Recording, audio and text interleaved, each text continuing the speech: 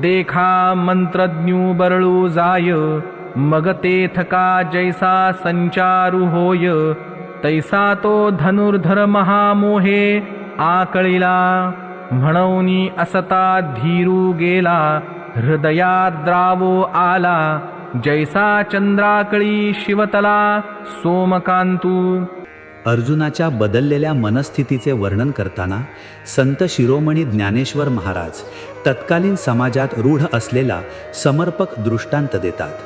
महाराज म्हणतात, ज्याप्रमाणे एखाद्या व्यक्तीला पिशाच्च बाधा झालेली असता, ती पिशाच्च बाधा बरी करण्यासाठी आलेला मांत्रिक जर मंत्रांचा उच्चार करताना चुकला तर त्या मांत्रिकालाच त्या पिशाच्च्याची बाधा होते. त्याचप्रमाणे मोठमोठ्या महापराक्रमी योद्ध्यांना पराभूत करणारा अर्जुन स्वजनांविषयीच्या अतिमोहामुळे मात्र व्याकुळ झाला. त्यामुळे ज्याप्रमाणे चंद्रकिरणांचा स्पर्श झाल्याने चंद्रकांतमणी पाझरू लागतो, त्याचप्रमाणेच अर्जुनाच्या अंगी युद्धासाठी आवश्यक असलेले स्वाभाविक धैर्य खचले आणि त्याच्या हृदयाला दयेचा पाझर फुटला. जय जय रामकृष्ण हरी.